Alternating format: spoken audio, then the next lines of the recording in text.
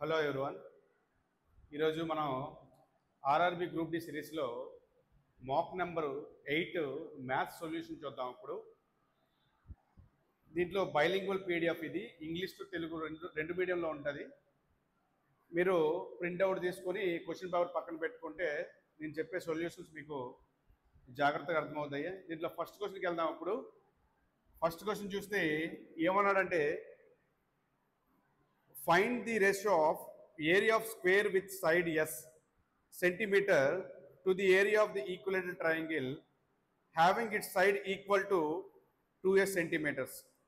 ఏమన్నాడంటే క్వశ్చన్లో ఒక స్క్వేర్ ఉందంట, దాంతోపాటు ఈక్వల్గా ఒక ఈక్వలెట్ ట్రయాంగిల్ ఉంది. ఇక్కడ స్క్వేర్ ఉందమ్మా, ఇక్కడ దాంతోపాటు ఈక్వలెట్ ట్రయాంగిల్ ఉంది. అయితే దీని యొక్క సైడ్ వచ్చేసి ఎస్ అంట, దీని సైడ్ వచ్చేసి 2s అంట. దీని సైడ్ వచ్చి ఎస్, దీని సైడ్ వచ్చేసి 2s. అయితే ఇప్పుడు ఏమన్నాడంటే వాటి యొక్క ఏరియా యొక్క రేషియో అడిగాడు నాన్న మనకి. ఇప్పుడు మనకు తెలిసిన క్వశ్చన్ ఏంటంటే, ఇప్పుడు స్క్వేర్ యొక్క ఏరియా ఫార్ములా ఏంటి నాన్న? ఏ స్క్వేర్ కాబట్టి సైడ్ స్క్వేర్ కాబట్టి S square is equal to equal triangle area formula ఏంటి? √3/4 ఏ స్క్వేర్ నాన్న. √3/4 ఏ స్క్వేర్ అంటే ఇంటూ 4s స్క్వేర్ నాన్న. సో ఇప్పుడు చూస్తే ఇక్కడ ఈ ఎస్కి క్యాన్సిల్ అయిపోతే ఈ 4కి 4 క్యాన్సిల్ అయిపోద్ది. ఇప్పుడు మనకి ఆప్షన్స్లో ఏమి ఇచ్చాడంటే 1:√3, 2:3, √3:2, 1:2√3 ఇచ్చాడమ్మా. ఇప్పుడు మనకు క్వశ్చన్ అబ్జర్వ్ చేసుకుంటే ఇప్పుడు ఏమొచ్చింది ఆన్సర్? మనకి దీని యొక్క ఏరియాకి రేషియో అడిగాడు కాబట్టి సో ఇక్కడ ఏమొస్తుంది? 1:√3 అనమాట. Option A. ఓకేనమ్మా. సో నెక్స్ట్ క్వశ్చన్ చూస్తే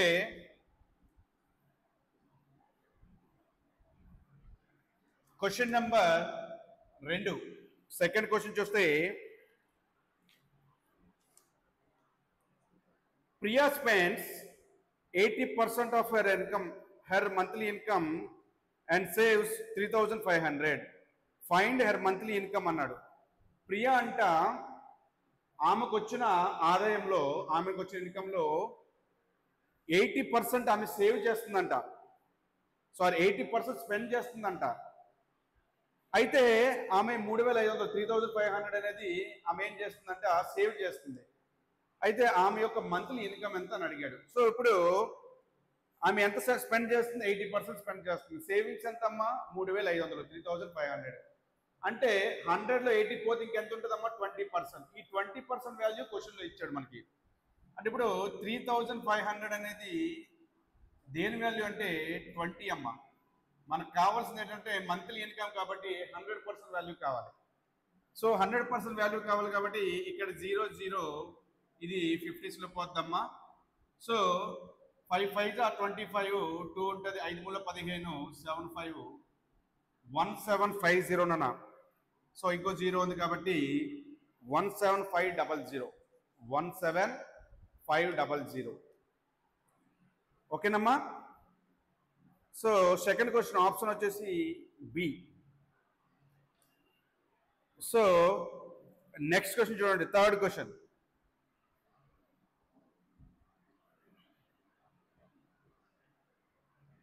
థర్డ్ క్వశ్చన్ చూడండి అమ్మా. X and Y can complete a project 10 days అంట అండ్ 15 days. ఎక్స్ ఒక పనిని 10 రోజుల్లో చేయగలదు, వై అనేది 15 రోజుల్లో చేయగలదు. అయితే if the X started the project only X started the project alone but after 5 days was replaced by Y. Find the total time taken to complete the project అంట. చూడండి, ఇప్పుడు ఎక్స్ అనేది ఏంటంటే 5 రోజుల వరకు పని చేసి ఆమె ఎక్స్ అనేది వెళ్ళిపోయింది. ఆమె ప్లేస్లో, ఆయన ప్లేస్లో వై అనే వ్యక్తి వచ్చాడు అనమాట. అయితే టోటల్ వర్క్ ఎంత టైంలో ఫినిష్ అవుతుంది అన్నాడు క్వశ్చన్. సో మీకు ఎప్పుడైనా ఎన్నోసార్లు చెప్పాను నీకు, ఎప్పుడు మనకి టైమ్ అండ్ వర్క్ కానీ పైప్స్ అండ్ సిస్టమ్స్ టాపిక్ కనిపిస్తే మనం ఖచ్చితంగా ఎల్సిఎం మెథడ్లో చేయాలన్న. ఎల్సిఎం మెథడ్ చూసుకోండి జాగ్రత్తగా. So X and Y, X అనేది 10 రోజుల్లో చేస్తే వై అనేది 15 days. సో ఇద్దరు కామన్గా ఉన్న ఎల్సిఎం టోటల్ వర్క్ నాన్న ఇది 30. ఈ 30 అనేది ఏంటంటే టోటల్ వర్క్. సో ఇది 30 అని టోటల్ వర్క్. ఇప్పుడు ఎంత వస్తుంది? ఇక్కడ 3లో పోద్ది, ఇక్కడ 2లో పోద్ది. So total work for suppose 30 apples ఉన్నాయనుకోండి, 10 రోజుల్లో తింటే ఎక్స్ యొక్క కెపాసిటీ ఒక యాపిల్ అనేది 3 days తింటుంది అనమాట. వై అనేది ఒక యాపిల్ ఒక రోజు 2 యాపిల్స్ తింటుంది అనమాట వై అనేది. ఇప్పుడు మనం జాగ్రత్తగా అబ్జర్వ్ చేస్తే ఫస్ట్ 5 days అంట. ఫస్ట్ 5 days ఒక రోజు కెపాసిటీ ఎంత? ఎక్స్కి 3, 15 యాపిల్స్ అయిపోయినాయి.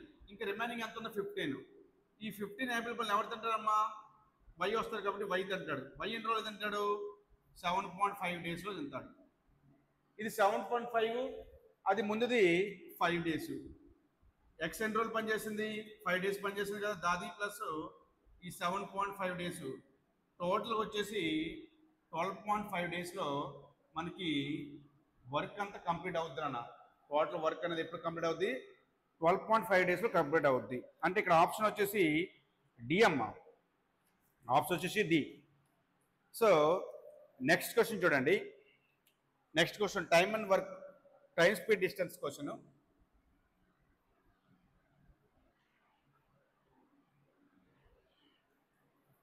A 210.5 meters long train traveling a speed of 72 kilometers per hour crosses a platform in 25 seconds. Find the length of the platform అంట. సో ఇక్కడ ఒక ప్లాట్ఫామ్ ఉంది, ఇక్కడ ఒక ట్రైన్ ఉందమ్మా. ఈ ట్రైన్ ఒక ప్లాట్ఫామ్ని క్రాస్ వస్తుంది. ఇది ప్లాట్ఫామ్. ఈ ప్లాట్ఫామ్ లెంత్ మనకు కనుక్కోమండి. ప్లాట్ఫామ్ మనకు తెలియదు, కానీ ట్రైన్ యొక్క లెంత్ ఇచ్చాడమ్మా 210.5. సో దీని యొక్క స్పీడ్ అంత ఇది, దీని యొక్క ట్రైన్ యొక్క లెంత్ అని ఇది. నెక్స్ట్ ట్రైన్ యొక్క స్పీడ్ ఎంత ఇచ్చాడంటే 72 kilometers per hour ఇచ్చాడు. సో దీన్ని క్రాస్ చేయడానికి ఎంత పడిందంట? 25 seconds పట్టింది. అయితే మనకి ఏమన్నారంటే క్వశ్చన్లో length of the platform, platform length ఎంత అని అడిగాడు. ఆప్షన్స్ చూడమ్మా, ఆప్షన్స్ ఇక్కడ రాస్తాను.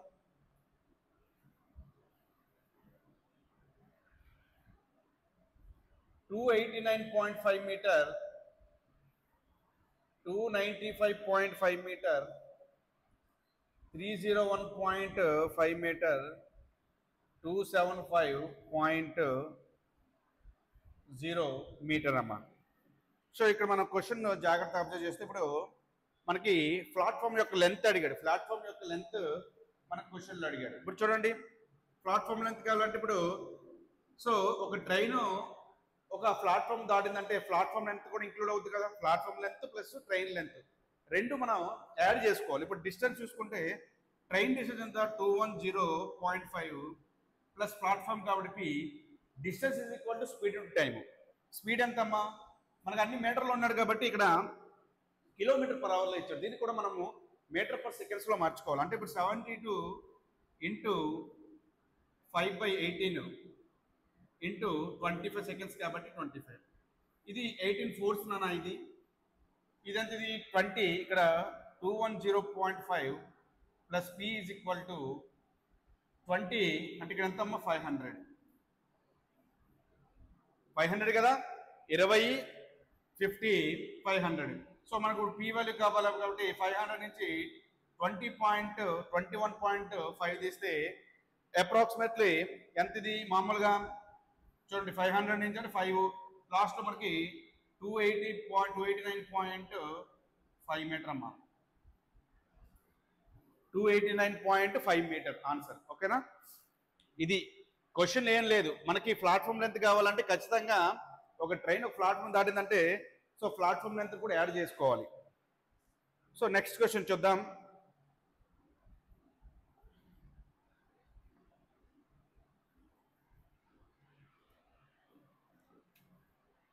Next question compound interest question అమ్మా. 8,000 is invested for 2 years at compound interest rate compound annually of 10% per annum. Find the interest అన్నాడు. చూడండి, ఫస్ట్ ప్రిన్సిపల్ ఇచ్చాడు 8,000 ఇచ్చాడు ప్రిన్సిపల్. రేట్ వచ్చేసి 10% పర్ యానం, టైం వచ్చేసి 2 ఇయర్స్, టైం వచ్చి 2 ఇయర్స్. అయితే నాకు సిఐ అడిగాడు. సిఐ అంటే కాంపౌండ్ ఇంట్రెస్ట్ మనకు కావాలా, కాంపౌండ్ ఇంట్రెస్ట్ కావాలా. సో మీకు అర్థం అవడానికి ప్రతి స్టెప్ నేను ఇక్కడ బోర్డు మీద రాస్తున్నాను, కానీ ఎగ్జామ్లో మీరు ఇలా రాయకూడదు. Option A 1600, 1680, 1720, 1800. ఇప్పుడు చూడండి, ఇది చాలా నోట్ లెక్కం. ఇది దీనికి బేసిక్ ఏంటంటే మనం వితౌట్ యూజింగ్ పెన్తో కూడా మనం చేయొచ్చు. ఎలా చేయొచ్చు? ఇప్పుడు మనకి 2 ఇయర్స్కి 10% సక్సెస్ఫుల్ కట్టండి. ఎందుకంటే కాంపౌండ్ ఇంట్రెస్ట్ ఇప్పుడు కూడా సక్సెస్ఫుల్ బేస్ మీద ఉంటాయి. మొత్తం 2 ఇయర్స్ సక్సెస్ఫుల్ ఏమవుద్ది? 21% అమ్మా. 2 ఇయర్స్కి 10% లెక్క 21%. ఇది 21% 100 వేలు. ఇదైతే 21 × 8, 21 లాస్ట్ 8 ఉండాలి. ఆన్సర్ ఇది అవుతుంది, బి అవుతుంది. లాస్ట్ 21 × 8 అంటే 8 1 8, 8 2 16, 168, 1680 రావాలి. ఇది వితౌట్ యూజింగ్ పెన్. కానీ మనకి అర్థం అవ్వడానికి నేను మళ్ళీ చేస్తాను చూడండి. 10% సక్సెస్ఫుల్ ఎంతనా? మనకు తెలిసిన formula a + b + a × b / 100. So 10 + 10 + 10 × 10 divided by 100. So 0 0 cancel. ఇది 20, అది +1, 21%.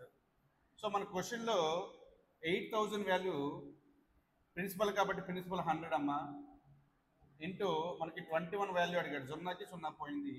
8 1 8 2 16. సో మనకి ఎంత వచ్చిందమ్మా?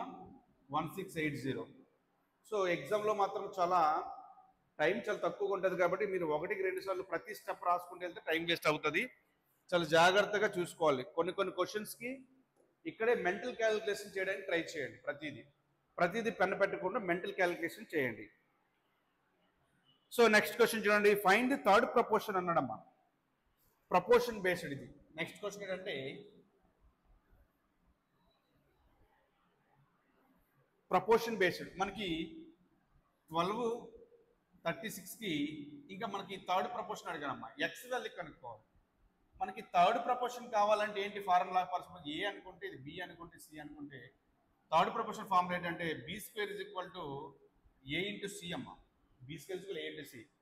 సో దీన్ని ఇంకా క్లారిటీగా రాయాలంటే ఈ సి అవతలు తీసుకొచ్చేస్తే b² × a. సో b² అంటే 36 × 36 డివైడెడ్ బై 12. ఎంత పోతుంది? 3. 36 3 ఎంతమ్మా? 108. సో మనకి నెక్స్ట్ 12th క్వశ్చన్ వచ్చేసి ఆన్సర్ వచ్చి 108, ఆప్షన్ సి అన్న. Next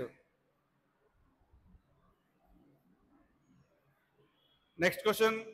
what number should be added to the fraction 7/24 to get 1 as a result అంట. ఇప్పుడు చూడండి, 1 నీకు రిజల్ట్గా రావాలంటే గుర్తుపెట్టుకోండి, 1 రిజల్ట్గా రావాలంటే కింద ఆప్షన్స్లో ఏ నెంబర్ మైనస్ చేస్తే 1 రిజల్ట్ వస్తుందంట.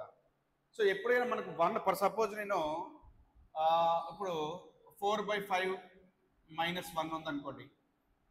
దీని వాల్యూ ఎంతమ్మా? 5 1 5.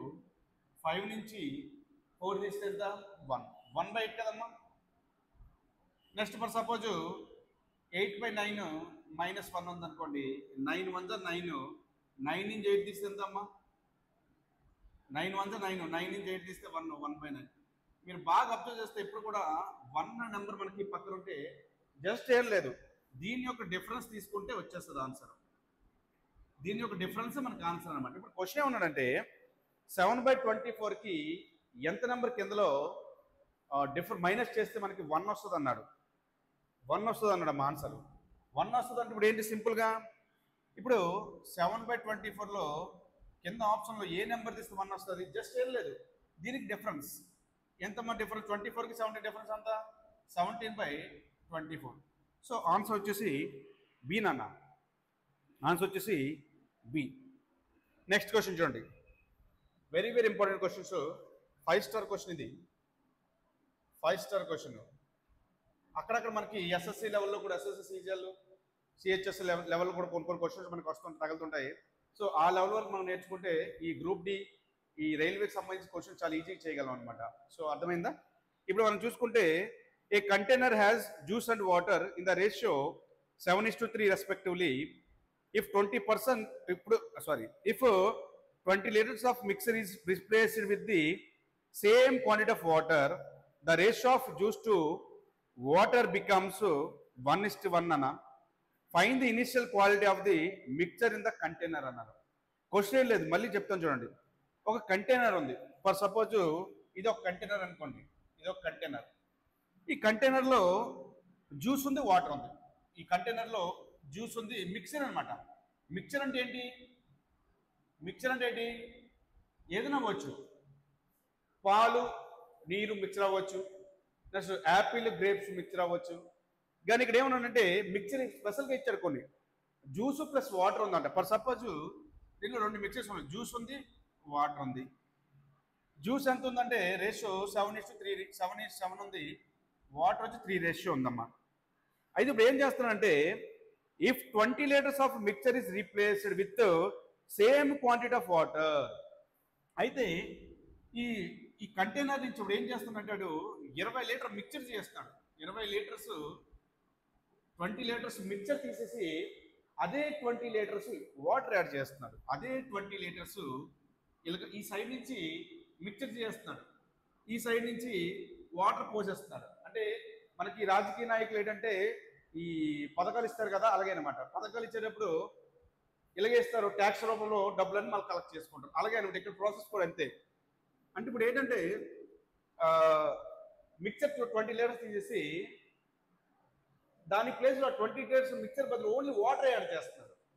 ఇప్పుడు వాటర్ యాడ్ చేస్తున్నాడు, ఏది వేస్తున్నాడు? Water add. అదే 20 లీటర్లు వాటర్ వేస్తున్నాడు. ఏదైతే ఇప్పుడు చూడండి, చాలా ఇంపార్టెంట్ క్వశ్చన్ అమ్మా, షార్ట్ కట్ మంచిగా చెప్తాను చూడండి. ఈ క్వశ్చన్కి ఎప్పుడైనా గుర్తుపెట్టుకోండి, క్వశ్చన్ టోటల్ క్వాంటిటీ తీసి అదే క్వాంటిటీ వేరే మిక్చర్ వేసాడు అనుకోండి, అప్పుడు దేనికైతే క్వాంటిటీ కలుపుతున్నా అది కాకుండా ఏదైతే క్వాంటిటీ కలపట్లేదు ఆ వాల్యూ మీద ఫోకస్ పెట్టండి. ఇక్కడ ఏంటి కలుపుతున్నాడు? వాటర్ కలుపుతున్నారు కాబట్టి వాటర్ మీద కాన్సన్ట్రేషన్ వద్దు, ఓన్లీ మనకి జ్యూస్ మీద కాన్సన్ట్రేషన్ పెట్టండి. జ్యూస్ మీద కాన్సన్ట్రేషన్ పెడితే టోటల్ మిక్చర్ అంతమ్మా ఇక్కడ 7:3 మిక్చర్ మొత్తము 10 యూనిట్స్, అందులో జ్యూస్ వచ్చేసి 10 యూనిట్స్, జ్యూస్ వచ్చి 7 units into X is equal to మనకి ఇప్పుడు ఎంత రేషియో వచ్చిందంట? 1:1 రేషియో వచ్చిందంట. 1:1 రేషియో అంటే ఇక్కడ జ్యూస్ మీద కాన్సన్ట్రేషన్ పెట్టాలి కదా. అంటే జ్యూస్ అంత ఉంది, అక్కడ 1 ఉంది, ఇది 2 అమ్మా. సో ఇప్పుడు కాటాపిట్ ఇచ్చేయండి క్యాల్కులేషన్. 2 1 ఇక్కడ 2 5. సో ఇక్కడ చూసుకుంటే 7x is equal to 5, x is equal to 5/7 అన్న. సో ఇది ఇనిషియల్ వాల్యూ అవుతుంది, ఇది ఇనిషియల్ వాల్యూ స్టార్టింగ్ ఉండేది అనమాట. ఇది ఫైనల్ వాల్యూ. ఈ మధ్యన ఉండేది ఏంటంటే రీప్లేస్మెంట్. ఎంతైతే రీప్లేస్మెంట్ చేశాడో అది రీప్లేస్మెంట్ వాల్యూ అనమాట. మన క్వశ్చన్లో ఈ రీప్లేస్మెంట్ వాల్యూ ఇచ్చాడు. అంటే ఈ రీప్లేస్మెంట్ ఎంత ఇచ్చాడు? 20 అనమాట. అంటే మనకి ఈ 20 అనేది 2 వాల్యూ అయితే మనకు కావాల్సిన ఇనిషియల్ మిక్చర్ ఎంత అని అడిగాడు. ఇనిషియల్ మిక్చర్ ఎంత అవుతుందా? 7 వాల్యూ అడిగాడు. ఎంతలో పోద్ది? 2 10s పోద్ది. కాబట్టి ఇనిషియల్గా ఎంత ఉందంటే ఆ కంటైనర్లో 70 లీటర్స్ మిక్చర్ ఉంది. 70 లీటర్ మిక్చర్ అంటే ఏంటంటే ఆ మిక్చర్లో జ్యూస్ ప్లస్ వాటర్ ఉందన్నమాట. చాలా ఇంపార్టెంట్ క్వశ్చన్. దీనికంటే ఇంకా షార్ట్ కట్ మనకి ఎక్కడ మీకు దొరకదు. సో దాంట్లో ఎంతో 70 లీటర్స్ అనేది మనకి కంటైనర్లో మిక్చర్ ఉందమ్మా. ఓకేనా? చాలా ఇంపార్టెంట్ క్వశ్చన్ అమ్మా అది. So next question 11th question, BODMAS question. మీకు ఇది హోంవర్క్. బాడ్మస్ మీరు ఎలాగో చేయగలరు కదా. బాడ్మస్ 11th క్వశ్చన్ ఏంటంటే బాడ్మస్ క్వశ్చన్ అమ్మా. 100 minus 120 minus 90 divided by 15 BODMAS question అడిగాడు.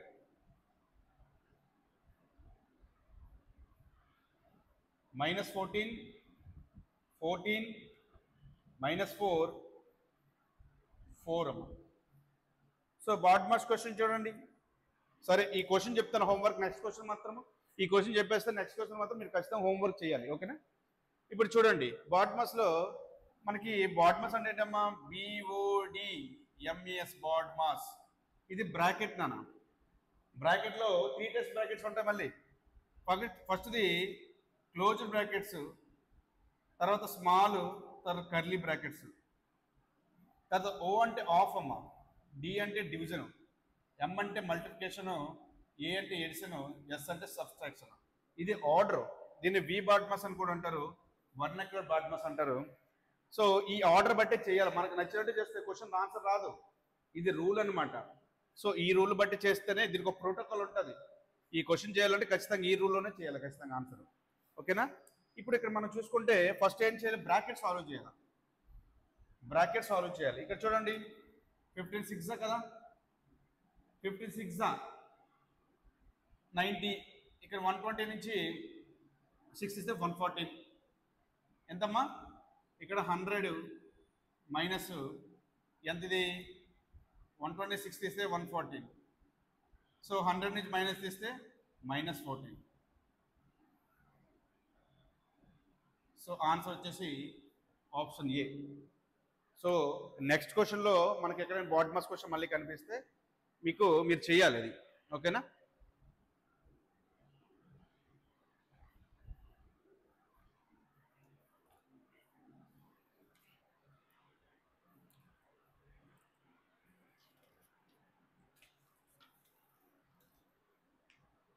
Next question, the ratio of 2 supplementary angles is 7:2. Find the difference between 2 angles అన్నాడు. ఇక్కడ మనకి గుర్తుపెట్టుకోవాల్సింది ఏంటంటే అసలు సప్లిమెంటరీ అంటే ఏంటి, కాంప్లిమెంటరీ అంటే ఏంటి తెలియాలి. సప్లిమెంటరీ అంటే ఇప్పుడు కూడా ఆ రెండు యాంగిల్స్ అంటే θ1 + θ2 ఎప్పుడు కూడా 180 డిగ్రీ ఉంటుందమ్మా. అదే కాంప్లిమెంటరీ అనుకో ఆ 2 డిగ్రీస్ ఎప్పుడు కూడా θ1 + θ2 ఎప్పుడు కూడా 90 డిగ్రీ ఉంటుంది. సో ఇది బేసిక్ అనమాట. ఇది కాంప్లిమెంటరీ అంటే ఏంటి, సప్లిమెంటరీ అంటే ఎలా గుర్తుపెట్టి ట్రిక్ కూడా చెప్తాను చూడు. సప్లిమెంటరీలో S8 లాగా రాస్తున్నాం కాబట్టి 180 అని గుర్తుపెట్టుకోండి.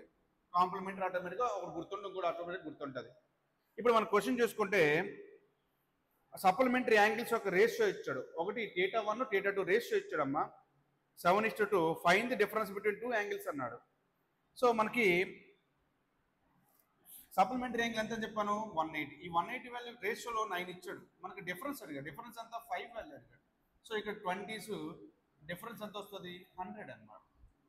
డిఫరెన్స్ వచ్చేసి 100 డిగ్రీస్. ఆప్షన్ వచ్చేసి సి. ఆప్షన్ వచ్చేసి సి. సో నెక్స్ట్ క్వశ్చన్ చూడండి.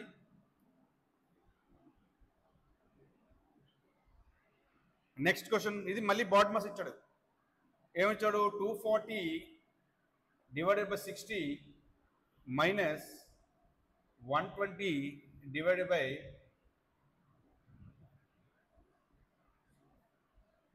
Curly brackets 30 minus 500 divided by 10 into 5 మళ్ళీ కర్లీ బ్రాకెట్స్ క్లోజ్ బ్రాకెట్స్ అన్నమాట. ఇది క్వశ్చన్ ఇచ్చాడు. సో ఆప్షన్స్ చూసుకుంటే 2 0 -4 -2. సో ముందు క్వశ్చన్ లాగే ఫస్ట్ మనము మొదటి బ్రాకెట్లో కర్లీ బ్రాకెట్స్లో సాల్వ్ చేయాలి. ఫస్ట్ ఇక్కడ ఎంత అవుతాం, ఇక్కడ 50, ఇక్కడ 330 minus 500 divided by 10 into 5 50. So ఇక్కడ మీకు అర్థం అవడానికి ప్రతి స్టెప్ వేస్తాను. 500 డివైడెడ్ బై 50. సో 0 ఇక్కడ 10 సమ్మ ఎంత 20. ఇది 13 10 20. 120 డివైడెడ్ బై 20 అని ఎంతలో పోద్ది, 6లో పోద్ది. ఇప్పుడు ఇక్కడ ఎంత వచ్చింది, ఇక్కడ 240 డివైడెడ్ బై 60 మైనస్ 6 అమ్మ ఎంతలో పోద్ది, ఇది 4లో పోద్ది. అంటే 4 నుంచి -6 తీస్తే -2. సో ఆన్సర్ వచ్చేసి బి. ఆన్సర్ వచ్చి బి నాన్న.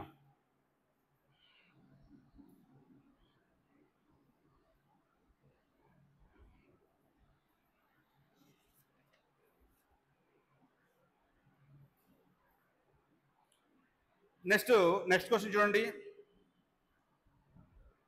4x 8152 దీన్ని 9తో డివిజిబుల్ చేస్తే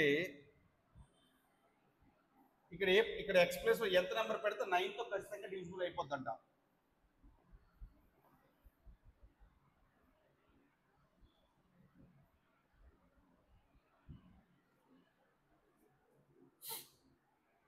ఎక్స్ ప్లస్లో ఎంత నెంబర్ పెడితే అది ఖచ్చితంగా 9తో డివిజిబుల్ అయిపోద్దంట. చూసుకోండి, ఇప్పుడు 9 యొక్క డివిజిబిలిటీ రూలు నెక్స్ట్ 3 యొక్క డివిజిబిలిటీ రూల్ సేమ్ యాజ్ ఒకేలాగా ఉంటాయి అన్నమాట ఇప్పుడు కూడా.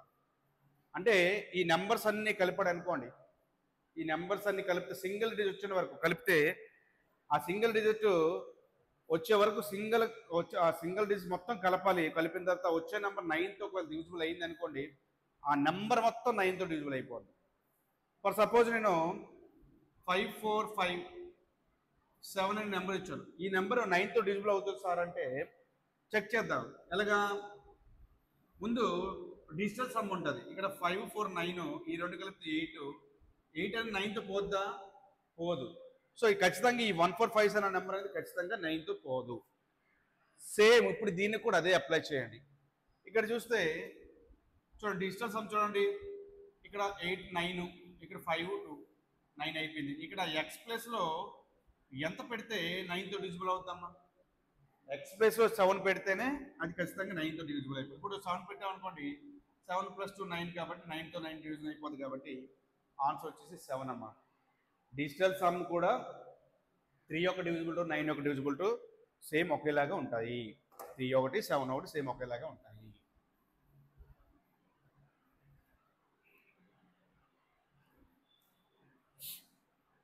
నెక్స్ట్ ట్రిగ్నోమెట్రిక్ క్వశ్చన్ అన్న,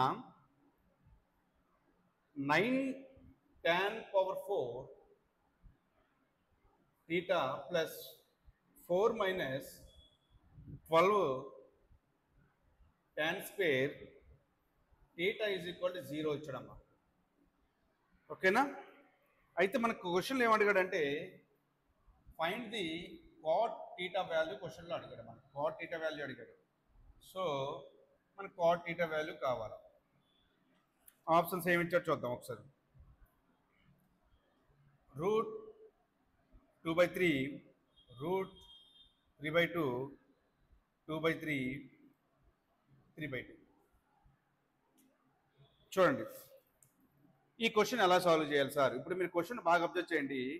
ఇది a-b² ఫార్ములాలో ఉంది. ఎలాగ సార్ అంటే దీన్ని ఎలా రాసుకోవచ్చు అంటే ఈజీ ఫార్మేట్లో దీన్ని 3 tan square theta minus 2 whole square అమ్మా.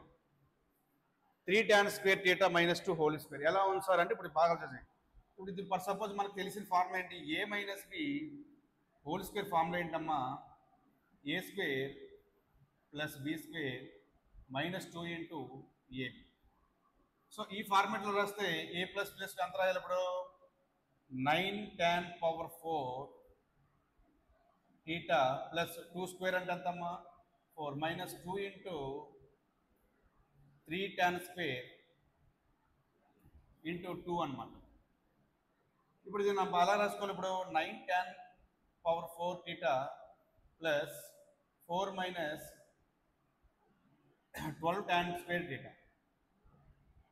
సో ఈ ఫార్మేట్లో వచ్చిందా లేదా? ఈ ఫార్మేట్లో వచ్చింది కదమ్మా. సో మీకు ఇది అంతా అర్థం అవడానికి రాశాను. ఇదంతా మీకు అవసరం లేదు. ఎగ్జామ్లో జస్ట్ ఇది మీరు ఆలోచించుకోవాలి ఎలా సార్ ఈ ఫార్మేట్ అని. ఇప్పుడు దీన్ని మనం సాల్వ్ చేసుకుంటే సరిపోతుంది. ఇప్పుడు దీన్ని ఎలా రాసుకోవచ్చాం? బేసిక్గా దీన్ని 3 tan square theta ఆ మైనస్ అవతలకి వెళ్తే ప్లస్ అయిపోద్ది. ఇప్పుడు tan square theta is equal to 2/3. tan square theta 2/3 అయితే ఇప్పుడు రూట్ ఏమవుతుందమ్మా? రూట్ రివర్స్ అవుతుంది కదా. కాట్ స్క్వేర్ ఏమవుద్ది? tan square 2/3 అంటే ట్యాన్కి ఆపోజిట్ కాట్ అనమాట. కాట్ స్క్వేర్ ఏమవుద్ది? కాట్ స్క్వేర్ theta 3/2 అనమాట. సో మన క్వశ్చన్ ఏమడిగాడు? కాట్ theta వెళ్ళాడు. కాట్ theta ఏమవుతుంది ఇప్పుడు? కాట్ theta ఇక్కడ రాస్తాం. కాట్ theta ఇప్పుడు మనకి ఈ వాల్యూ వరకు వచ్చి tan square 2/3. కాట్ ఏమవుతుంది ఇప్పుడు?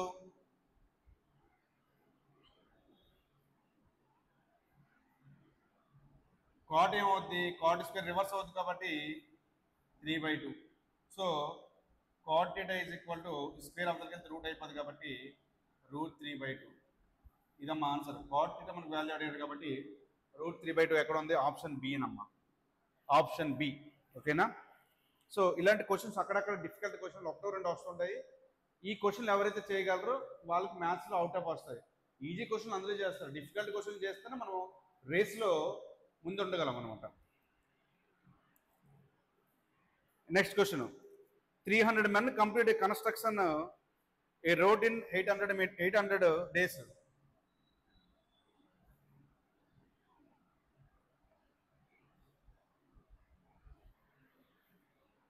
Men construction a road in 800 days. How many men will be needed to construction the same road in 200 days అంటారు. 300 మంది మనుషులు ఉన్నారు ఒక పని ఏంటంటే రోడ్ ఏంటంటే 800 డేస్లో వేసేస్తే, అంటే కన్స్ట్రక్షన్ కంప్లీట్ చేస్తే 200 డేస్లో ఎంతమంది కంప్లీట్ చేస్తారు అన్నాడు question. So M1D1 H1, M1D1 M2D2 formula. So 300 men ఒక పనిని ఎన్ని రోజులు చేస్తాడమ్మా? 800 డేస్లో చేయగలరు ఆ పనిని. 300 men ఆ పనిని కన్స్ట్రక్షన్ రోడ్ చేయడానికి 800 డేస్ పడితే, ఇప్పుడు మనకి ఏమన్నాడు అంటే ఎంతమంది మెన్స్ 200 డేస్లో కంప్లీట్ చేస్తారంట. ఏముంది, ఇది 4th దిగిపోద్ది, ఎంత అవుద్ది? 1200. సో మనకి 1200 men అయితే మనకి అన్ని రోజులు కంప్లీట్ అవుద్ది పని.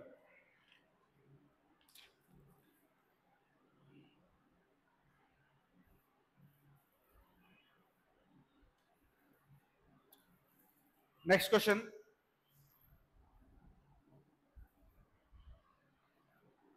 pipe X alone complete pipe X alone can fill a tank in 12 hours, but due to a leak in the bottom of the tank, it gets filled in 18 hours.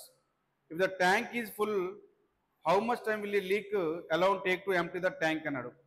చూడండి question ఏమన్నాడంటే, ఒక fill చేసే tank ఒకటి ఉంది, ఖాళీ చేసే tank ఉంది అనమాట. ఫిల్ చేసే ట్యాంక్ ఎక్స్ అనే ట్యాంక్ 12 అవర్స్లో ఫిల్ చేస్తే, ఖాళీ చేసే ట్యాంక్ ఏంటంటే 18 అవర్స్లో ఖాళీ చేస్తుందంట. అయితే రెండు ఒకేసారి ఓపెన్ చేస్తే ఆ పనిని ఆ వాటర్ ట్యాంక్ అనేది ఎప్పటికీ ఎంప్టీ అవుతుంది అన్నాడు క్వశ్చన్. ఒకటి ఫిల్ చేసేది, ఒకటి లీకప్ చేసేది. సో దీనికి డైరెక్ట్ ఇంకా మీరు దీన్ని ఈజీగా ఎలా చేయాలంటే A/B/A-B అమ్మ.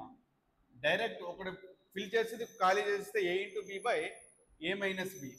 అంటే దీన్ని మనకు వచ్చే 12 × 18 / 6 అమ్మా. ఎంతలో పోదు? 3లో పోదు. అంటే 36. మనకి 36 అనేది 36 అవర్స్లో ఆ ట్యాంక్ అనేది ఎంప్టీ అవుతుంది. ట్యాంక్ అనేది ఎంప్టీ అవుతుంది. So next question time and distance question అమ్మా. Without stoppage a person covers a certain distance at the average speed of 80 km/h. With stoppage, he covers the same distance at the average speed of 70 km/h. How many minutes per hour does he stop అన్నారు. చూడండి, ఒక train అంట ఒక station నుంచి ఒక station వేరే స్టేషన్కి వెళ్తుంది విత్ స్టాప్స్తో. అంటే మనకు మధ్య మధ్య ఫర్ సపోజ్ ఇక్కడి నుంచి రాజమండ్రి నుంచి ఫర్ సపోజ్ వేరే ఊరు వెళ్ళేటప్పుడు మధ్యలో స్టాపేజ్ వస్తాయి కాబట్టి ఆ స్టాపుల దగ్గర ఆపుకుంటూ వెళ్ళింది అనుకో డెస్టినేషన్కి 80 km/hతో వెళ్ళగలదాన్ని.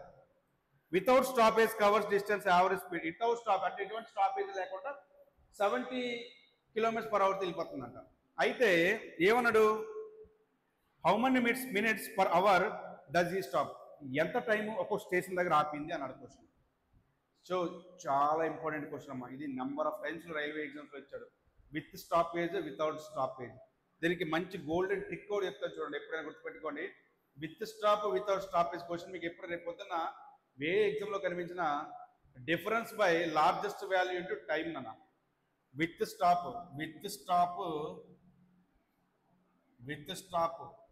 ఏ బేస్ వితౌట్ స్టాప్. ఈ టైప్ ఆఫ్ క్వశ్చన్ మనకి ఎగ్జామ్లో కనిపిస్తే single line question answer.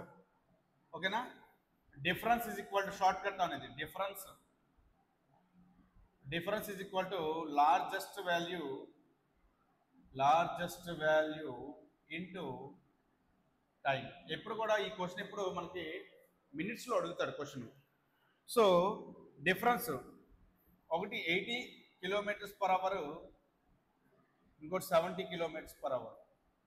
Difference ఎంత అమ్మా? డిఫరెన్స్ ఇక్కడ 10. లార్జెస్ట్ వాల్యూ ఎంత? 8 ఇంటూ టైం ఎంత? 60 సెకండ్స్, 60 మినిట్స్ అనమాట. సో ఇక్కడ చూసుకుంటే 0 0, ఇక్కడ 4 15s, ఇక్కడ 4 2s, అంటే ఎంత వస్తుందమ్మా? 7.5 అవర్ అనమాట. 7.5 అవర్లో, సారీ మినిట్స్ అడిగాడు కాబట్టి 7.5 మినిట్స్ ఒక్కొక్క స్టాపేజ్ దగ్గర ఆగుతుంది అనమాట. ఒక ట్రైన్ ఒక ప్లేస్ వేరే చోట ప్లేస్కి వెళ్ళేటప్పుడు ఒక్కొక్క స్టేషన్ దగ్గర 7.5 మినిట్స్ ట్రైన్ అనేది ఆగుతుంది. ఓకేనా?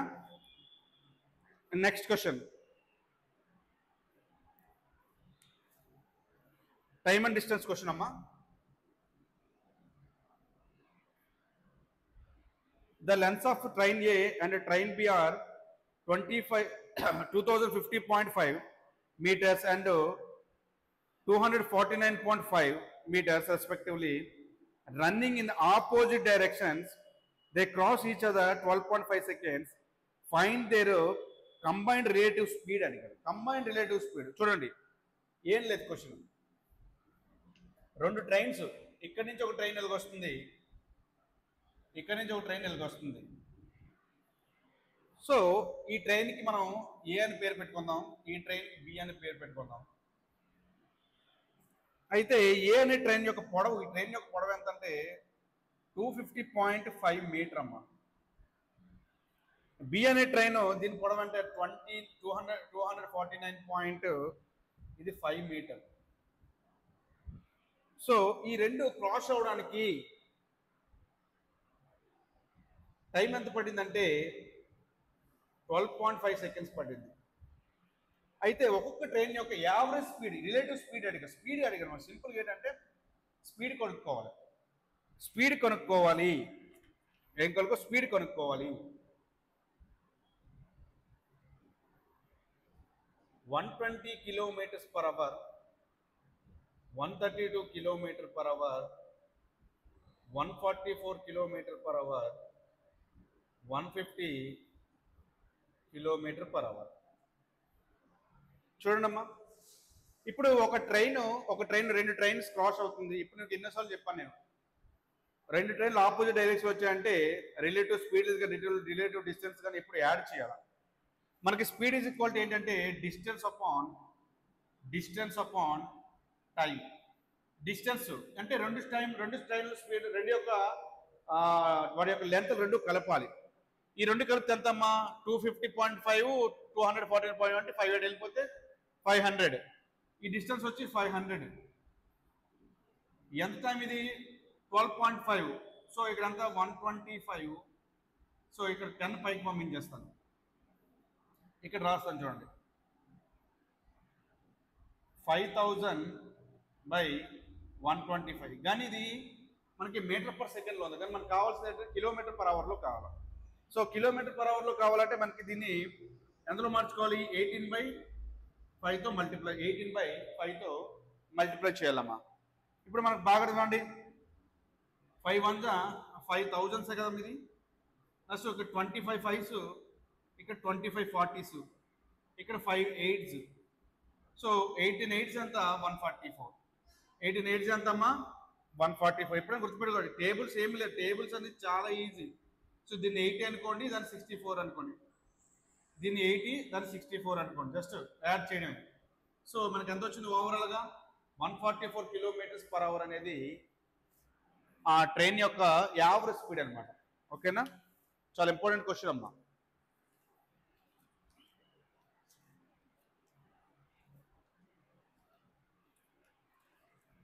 So next question,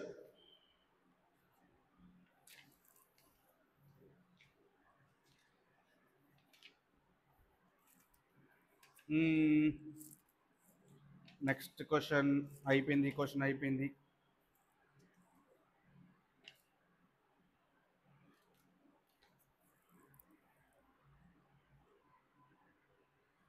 so next question చూడండి, ఇంపార్టెంట్, ఇది కూడా మనకి మెన్సురేషన్ క్వశ్చన్ అమ్మ ఇది.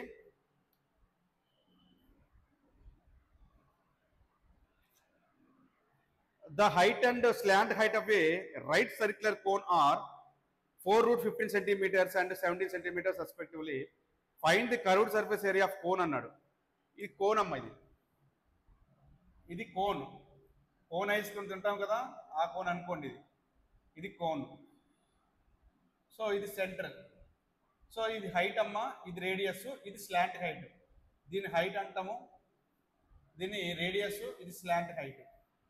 నీకు క్వశ్చన్లో ఏమి ఇచ్చాడంటే హైట్ ఇచ్చాడు. క్వశ్చన్లో హైట్ ఎంత ఇచ్చాడంటే 4 root 15 అమ్మ height, 4 root 15 height. So slant height centimetre, 70 centimetres. అయితే మన కర్వ్డ్ సర్ఫేస్ ఏరియా అడిగాడు. ఏమడిగాడు? కర్వ్డ్ సర్ఫేస్ ఏరియా అడిగాడు క్వశ్చన్లో.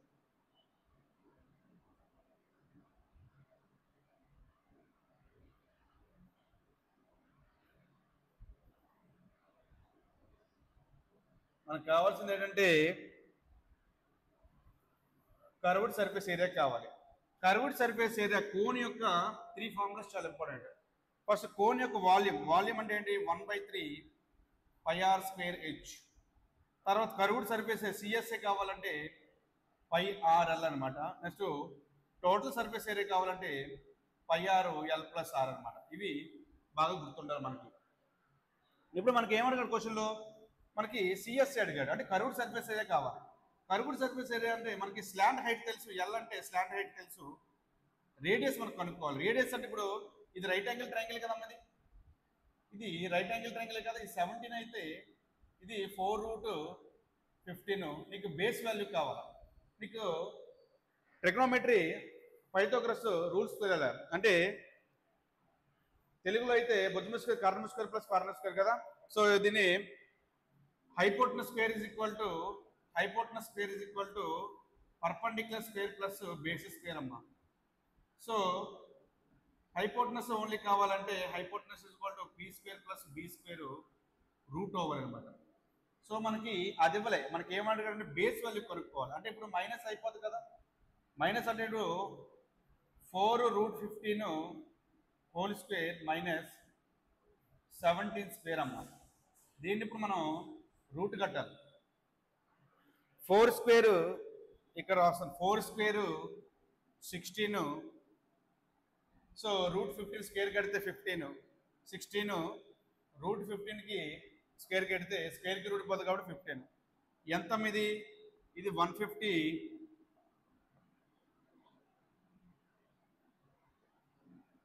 0, ఇక్కడ 4, ఇక్కడ 240 అమ్మాలి. ఇది 240.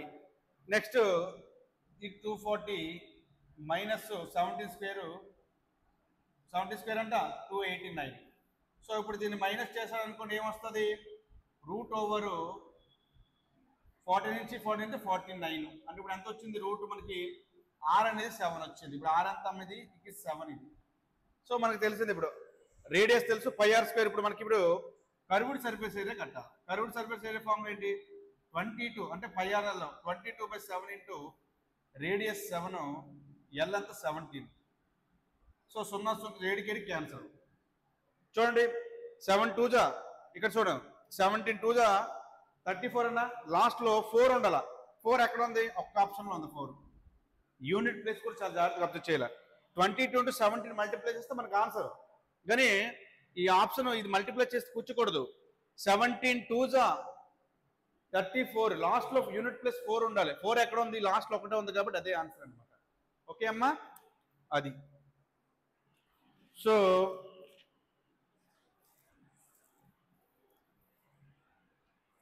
Next unit digit.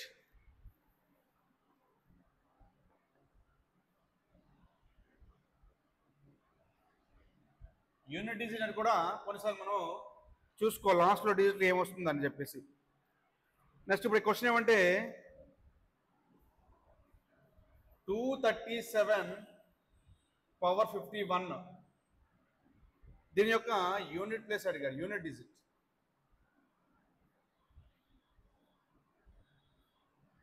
దీని యొక్క యూనిట్ డిజిట్ ఎప్పుడైనా మనకి యూనిట్ డిజిట్ అన్నప్పుడు యూనిట్ డిజిట్ మీద ఫోకస్ పెట్టాలి, మిగతా అవసరం లేదు. ఇప్పుడు 7^51 యూనిట్ ప్లేస్ కావాలంటే 51 4తో డివైడ్ చేయండి. ఎంత వస్తుంది 4తో డివైడ్ చేస్తే 4 × 12 12 4 48 48 రిమైనింగ్ 3 ఉంటుంది. ఆ రిమైండర్ వచ్చిన వాల్యూ పైన వేసుకోండి. 7³ ఎంత అమ్మా 343. అంటే యూనిట్ ప్లేస్ ఎంత వచ్చింది లాస్ట్ 3 వచ్చింది కాబట్టి option B. So unit place values ఎప్పుడు కూడా 4తో వచ్చిన పవర్ని 4తో డివైడ్ చేసి వచ్చిన రిమైండర్ని ఆ నెంబర్ని పవర్లో వేసుకోవాలన్నమాట. వచ్చే 7³ 343 కాబట్టి యూనిట్ ప్లేస్లో మనకు లాస్ట్ ఉన్న number unit place digital number అనమాట. 3 ఆన్సర్ అది. Next question, the mark price of an item is P. A shopkeeper bought it 25% discount and then sold it for ₹P. Find the profit earn by the shopkeeper అన్నాడు. So మనకి question ఏమిచ్చాడంటే mark price ఇచ్చాడు. Mark price for suppose ఒక వస్తువు పైన P అనే mark praise ఉంది. ఆ వస్తువు మీద ఎంత ఉంది మార్క్ ప్రైజ్ అంటే ప్రింటెడ్ ప్రైజ్ అంటే లేబుల్ ప్రైజ్ అంటారు దాన్ని. అది మనం టీషర్ట్ కొనేటప్పుడు ఆ టీషర్ట్ పైన కూడా ఉంటుంది లేబుల్ ప్రైజ్. సో దాని యొక్క కాస్ట్ P అనమాట. మళ్ళీ వాడు ఏంటంటే 25% డిస్కౌంట్ ఇచ్చి మళ్ళీ P అమ్మాడంట. సో ఇక్కడ నో చేంజ్, ఎటువంటి చేంజ్ రాలేదు. అయితే ఫైన్ ది ప్రాఫిట్ ఎర్న్డ్ అన్నాడు. సో ఏముంది question, change by result. So 25%కి ఫ్రాక్షన్ వాల్యూ మనకు కావాలి. 25% ఫ్రాక్షన్ వాల్యూ ఎంత అమ్మా 1/4. అంటే ముందు 4 ఉండేది, ఇప్పుడు డిస్కౌంట్ పోతే 3 అయింది. డిస్కౌంట్ ఎంత ఇచ్చాడు 1 డిస్కౌంట్ ఇచ్చాడు. అంటే ₹4 దగ్గర ₹1 డిస్కౌంట్ ఇస్తాడు. డిఫరెన్స్ ఎంత అమ్మా డిఫరెన్స్ 1. చేంజ్ ఎంత వచ్చింది, ముందు 4 ఉండేది 3 అయింది. ఇంటూ 1/3 ఇంటూ 100 అంటే 1/3 అంటే 33.33% అనమాట. 33.33% అంటే ఆప్షన్ సి.